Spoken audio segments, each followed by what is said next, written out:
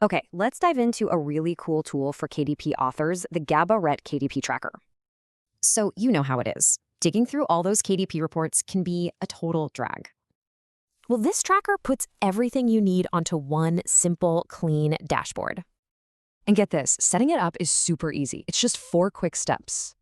First up, you're going to install the free GabaritKDP extension right into Chrome. Next, just log into your official KDP reports page, just like you normally would.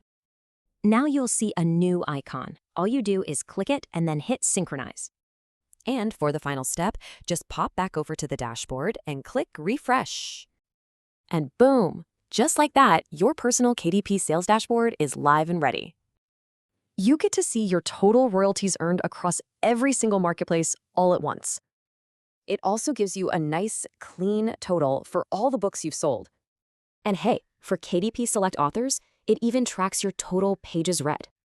This basically turns that daily chore into a really simple 2-click habit. All you have to do is synchronize, then refresh. That's it. You're always up to date.